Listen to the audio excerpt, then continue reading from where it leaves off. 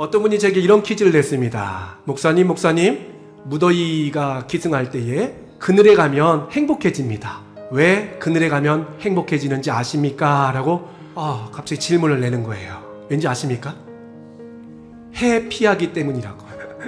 해를 피하기 때문에 해피해진다라는 이야기를 들었습니다. 정말 우리 하나님은 우리에게 행복을 주시는 분이십니다. 믿으십니까? 하나님께서는 우리 가운데 참된 행복을 주시죠.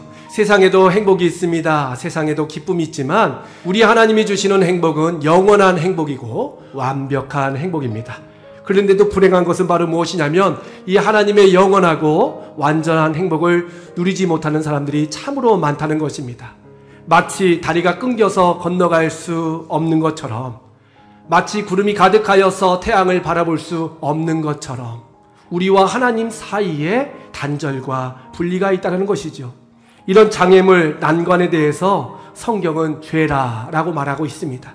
죄 때문에 이런 행복을 누리지 못한다는 것입니다. 하나님과 우리 사이에 죄악이 있음으로 말미암아 하나님과 우리가 갈라지게 되었고, 우리의 죄악으로 말미암아 하나님이 가려져서 우리가 하나님을 바라볼 수 없는 것이 큰 문제다라고 성경은 말씀하고 있습니다. 그렇다면 죄가 무엇일까요? 그것은 바로 아담과 하와의 불순종과 교만이었습니다. 그 죄악이 아담으로부터 시작되어서 자녀에게로 이어지고, 그 아담의 죄악이 오늘 우리까지 머물게 된 것이죠. 이것을 가리켜 원죄라고 합니다. 틈만 나면 하나님 앞에 불순종하고 기회가 되면 하나님의 자리에 올라가려는 마음, 그것이 바로 하나님과 우리 사이 가운데에 있는 죄의 구체적인 모습이고, 이로 말미암아 하나님께서 주시는 참된 행복, 기쁨을 우리가 누리지 못하는 것입니다. 여러분, 인류를 보십시오. 인류는요, 하나님을 불편해합니다. 하나님이 이 땅 가운데 모든 일을 행하셨음에도 불구하고, 하나님의 손길이 모든 창조물 가운데 가득 있음에도 불구하고 그들은 하나님을 인정하지 않아요. 하나님을 인정하지 않고 모든 것을 인간이 다 할 수 있다라고 자신 있게 말합니다. 그래서 이것을 우리가 극복하고 이것을 우리가 벗어날 수 있도록 힘쓰는 것이 바로 신앙의 훈련이고 참된 신앙인의 모습 아니겠습니까?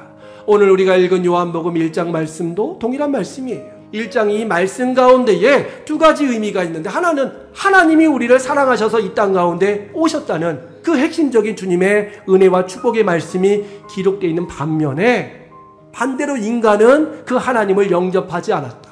하나님을 알지도 않았다. 하나님을 배반하고 거절했다라는 말씀이 병렬구조로 동일하게 이렇게 기록되어 있습니다. 하나님은 이 땅 가운데 무엇으로 오셨을까요? 말씀으로 오셨습니다. 빛으로 오셨습니다. 그러나 사람들이 하나님, 말씀 대신 하나님, 빛 대신 하나님, 바로 예수 그리스도죠. 그분을 영접하지 않았다라고 기록되어 있어요. 5절 말씀에 보니까 참 특이한 표현이 있어요. 빛이 어둠에 비치되 어둠이 깨닫지 못하더라. 이게 말이 됩니까? 여러분, 어둠 속에 작은 불빛만 있어도 그 어둠이 사라지고 광명이 찾아오는 것은 세상적인 이치인데도 불구하고 참빛, 태양보다도 더 밝은 빛, 온 세상을 다 환하게 비출 수 있는 예수 그리스도의 빛이 왔는데도 불구하고 어둠이 깨닫지 못하더라 라고 기록되어 있어요.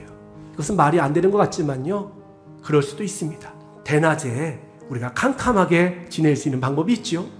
아무리 태양이 중천에 떠 있어도요, 사방으로 밀폐되어 있는 콘크리트 벽에 갇혀 있으면 빛이 떴는지 빛이 있는지 알 수가 없습니다.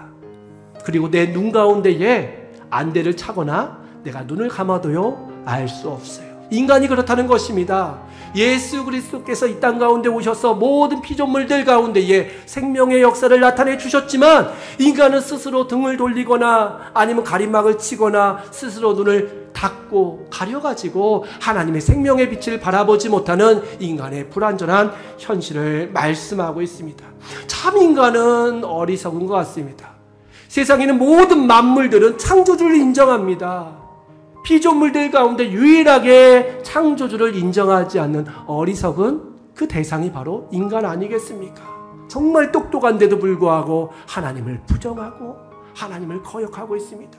마치 바벨탑을 쌓듯이, 바벨탑을 쌓아가지고 그들이 넓게 멀리 보려는 것이 아니라 단 한 가지 목적이 있었죠. 하나님과 같이 되려는 그 불순종과 교만으로 말미암아 인간은 끝까지 하나님을 대적하게 된 것입니다.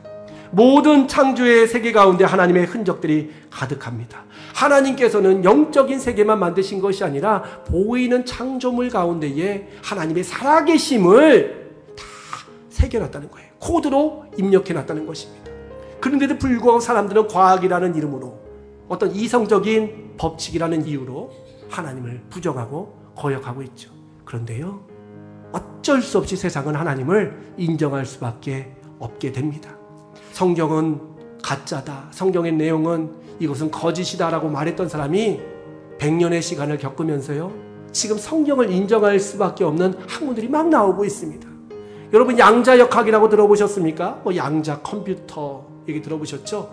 이 양자라는 게 뭐냐면요, 두 존재라는 뜻이에요. 양자예요, 양자. 똑같은 게 두 개가 있다는 거예요. 쌍둥이가 아니라 완전히 똑같은 것이 두 개가 있는데, 이 양자역학이라는 것은 미시세계에서 이미 증명이 되었습니다. 그래서 아주 작은, 우리가 알 수 없는 그런 전자의 세계, 원자의 세계에서는요, 똑같은 물질이 이곳에도 있고 다른 곳에서도 존재할 수 있다. 더 나아가서요, 시간적인 것을 뛰어넘습니다. 지금 존재가 미래로도 갈 수 있고 과거로도 갈 수 있다. 이것이 과학에서 증명하고 있는 양자역학이에요. 특수상대성 원리, 좀 머리가 아프시죠? 아인슈타인이 얘기했던 이것이 현실로 증명되고 있습니다. 그래서 시간이 달라져요. 저쪽에서의 시간과 이쪽에서 시간이 다르다는 것이 막 증명이 돼요. 그러니까 성경에서 말하고 있는 하나님은 어제나 오늘이나 영원토록 변함이 없으시다라는 것이 이미 과학에서는 증명할 수 있는 사실이 되었습니다. 그런데도 불구하고 끝까지 하나님을 대적하는 거예요. 그래도 하나님은 없다. 영적인 세계가 있다 하여도 이거는 우연이 된 것이지, 이거는 진화의 산물이지 하나님이 만드신 것이 아니다라고 인간은 끝까지 버틴 것입니다. 왜냐하면 마음속에 불순종과 교만이 있기 때문에. 그래서 세상 사람들 가운데 가장 큰 축복은 지혜가 아닙니다. 출세와 명예와 어떤 이 세상 가운데 인기가 아니에요.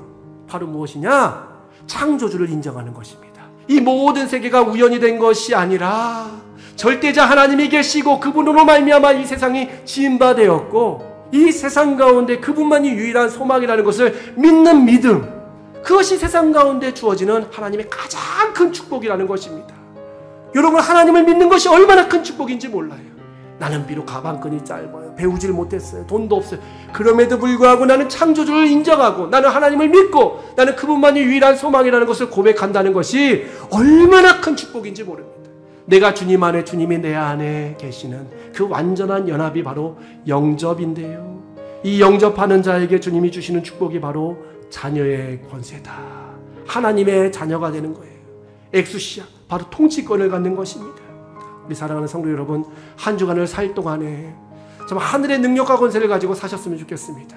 흑암의 권세가 여러분을 두렵게 한다 할지라도, 많은 문제가 여러분을 짓누른다 할지라도 믿음을 통하여 하나님의 자녀로서 살아갈 때 하나님께서 주시는 참된 행복과 은혜, 기쁨을 누리시는 복된 여러분 되시기를 주님의 이름으로 축복합니다.